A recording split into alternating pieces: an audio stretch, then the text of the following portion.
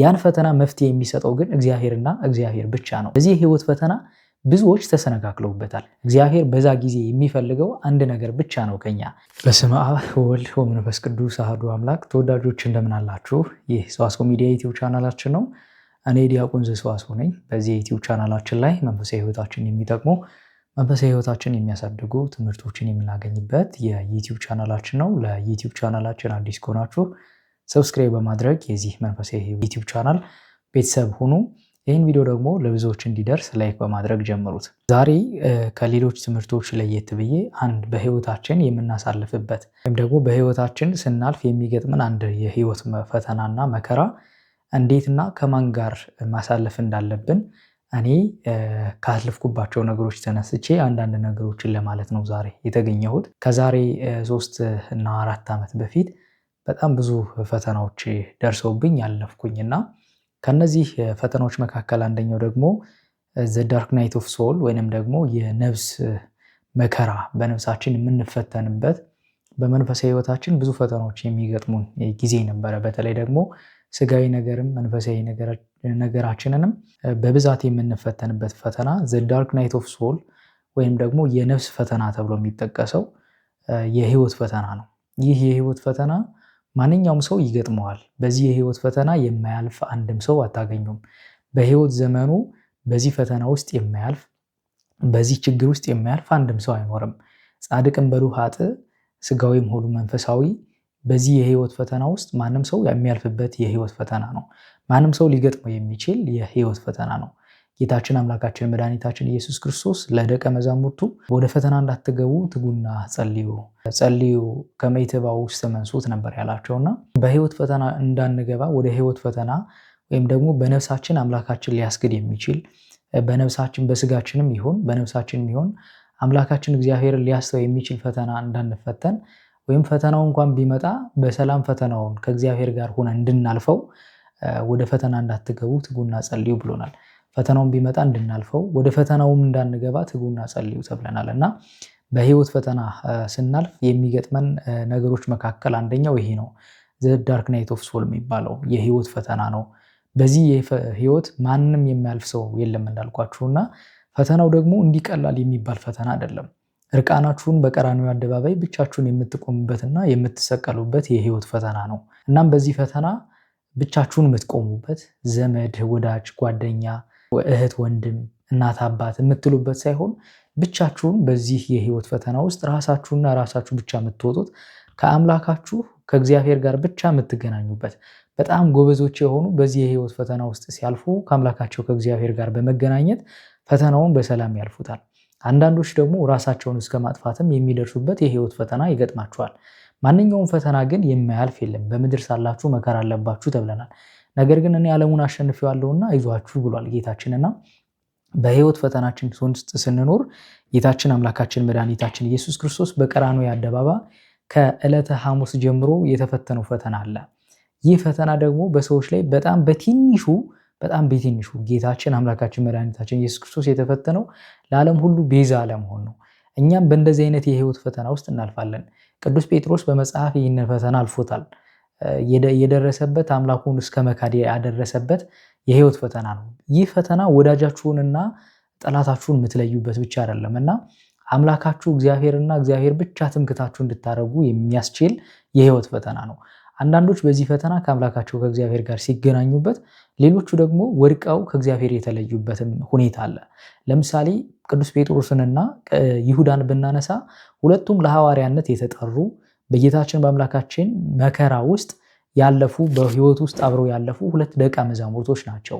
አንደኛው ለገንዘብ ሲሆን አምላኩን ሲሸጥ፣ ሌላኛው ደግሞ አላውቀውም ብሎ የካደበት ጊዜ ሁኔታ ነበረ። ጌታችን አምላካችን መድኃኒታችን ኢየሱስ ክርስቶስ ከዛች ከዕለተ ሐሙስ ጀምሮ ከተያዘበት ጊዜ ጀምሮ በፈተና ውስጥ ሲገረፍ መከራ ሲደርስበት ቅዱስ ጴጥሮስ በእያንዳንዱ የህይወቱ አብሮት የነበረ የሕያው እግዚአብሔር ልጅ ነህ ብሎ የመሰከረለት ያ ቅዱስ ጴጥሮስ በመከራ ጊዜው አብሮት አልነበረም። እንደውም አላውቀውም ብሎ 3 ጊዜ ካደው። በዚህ ጊዜ ቅዱስ ጴጥሮስ ተጸጽቶ ተመልሷል።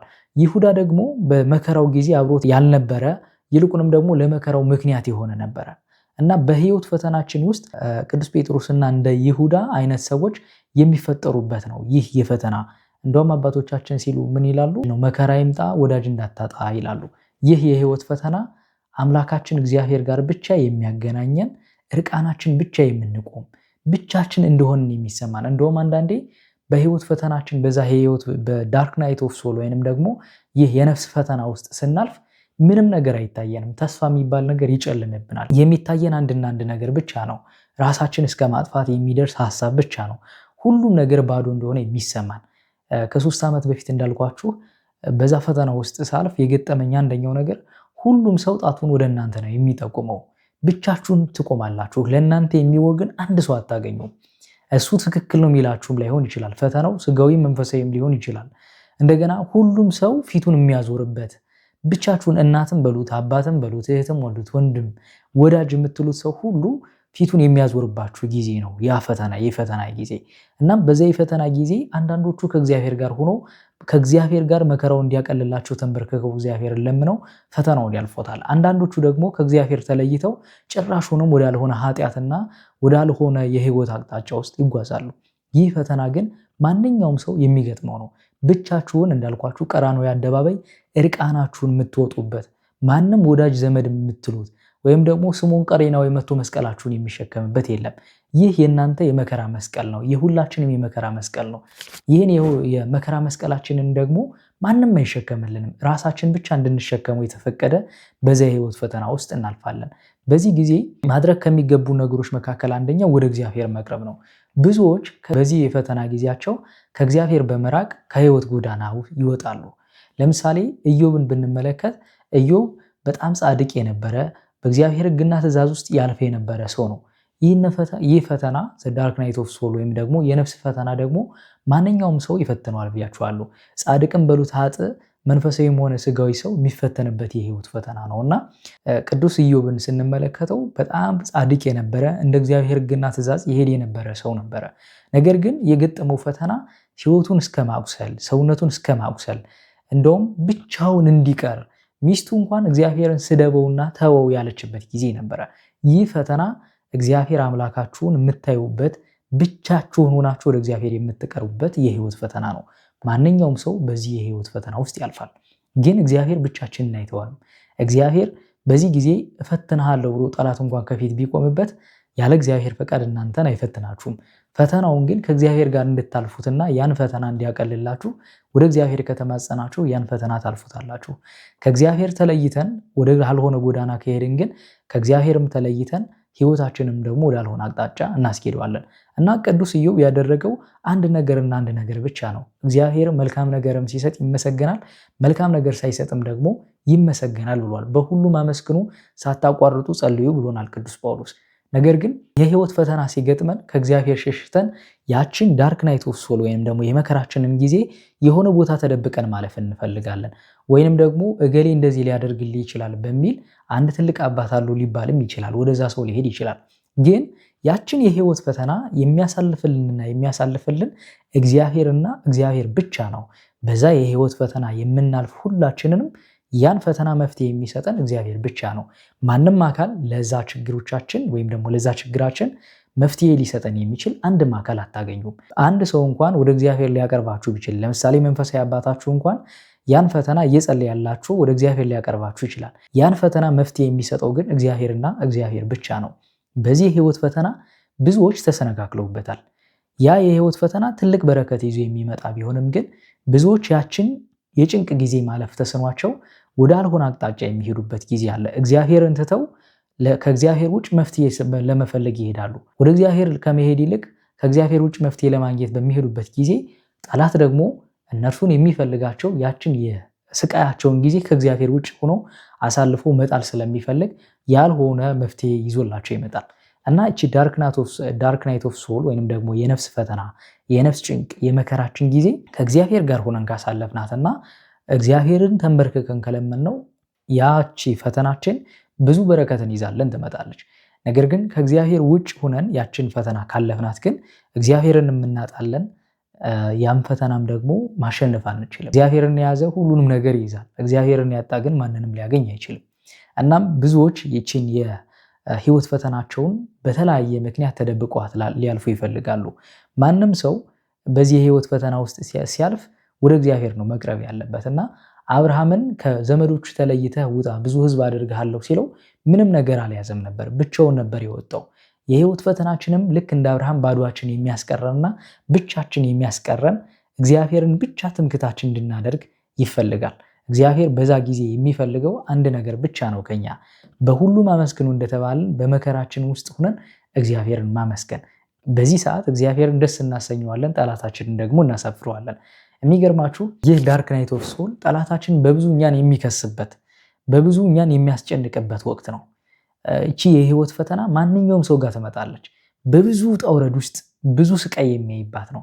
ዘመድ አዝማድ ከጎኑ የማይቆምለት፣ ወዳጅ እህት፣ ወንድም፣ እናት፣ አባት ከጎኑ የማይቆምለት፣ አይዞህ የሚለው ድምፅ የማይሰማበት ወቅት ነውና እቺን ወቅት ተንበርክከን ከእግዚአብሔር ጋር ሆነን ካሳለፍናት እግዚአብሔርን ደስ እናሰኘዋለን። እግዚአብሔርን በማመስገን ከእግዚአብሔር ጋር በመለመን ከሆን ያችን የህይወት ፈተና ትልቅ በረከት ይዛለን ትመጣለች እና በጣም የሚያስገርማችሁ እኔም እንደነገርኳችሁ ከ3 ዓመት በፊት የገጠመኝ ፈተና ብዙ ነገሮች በአእምሮ ይመላለሱ ነበርና አንድና አንድ ነገር ብቻ አደርግ ነበር። በዛ ሰዓት ጸሎትና ከእግዚአብሔር ጋር መገናኘት ብቻ ነበር የምፈልገው።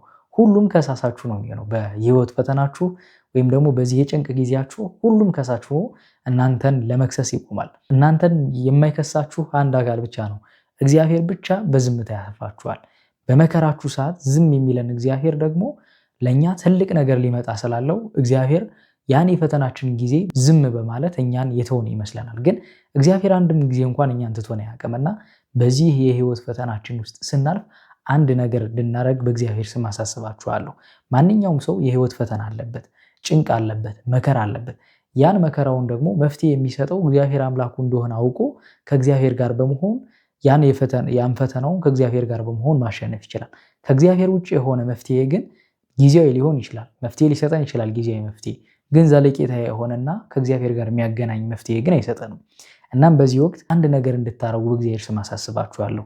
በህይወት ፈተና ውስጥ እያለፍን ከሆነ ማድረግ ያለብን የመጀመሪያው ተንበርክከን እግዚአብሔርን መጠየቅ በጸሎት የመጀመሪያውን ንስሐ መግባት፣ ከንስሐ ቀጥሎ በጸሎት መበርታት፣ መንፈሳዊ አባቶቻችንን ወይም ደግሞ ንስሐ አባታችንን ማማከር። በዚህ ጊዜ ወደ እግዚአብሔር እንድንቀርብ የሚያደርጉንን መፍትሄዎችን ይሰጡናል አባቶቻችን፣ ወደ እግዚአብሔር ያቀርቡናል። እግዚአብሔር ደግሞ ተንበርክከን አልቅሰን እግዚአብሔር ጋር የምንሆንበትን መንገድ መፍጠር ይገባልና በዚህ የህይወት ፈተና ውስጥ ሰው ያልፋል፣ በብዙ ጭንቅ ውስጥ ያልፋልና ከእግዚአብሔር ውጭ ሆኖ ሰዎች ለማለፍ ሲሄዱ እመለከታለሁና ጭንቅ ነው፣ ያስጨንቃል።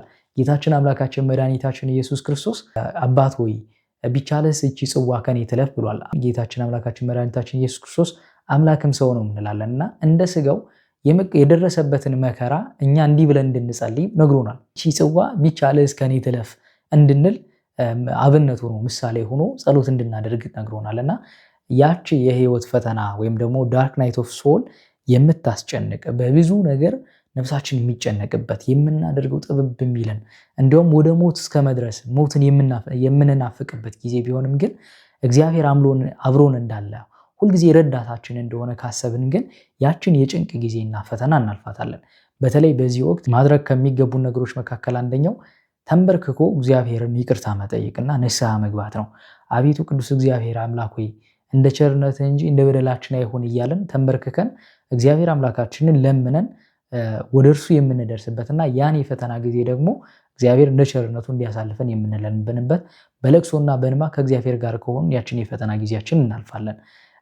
በቀራንዮ አደባባይ አርብ ተሰቅለን ትንሣኤያችን እሑድ ለማየት ከእግዚአብሔር ጋር መሆን መቻል አለብን።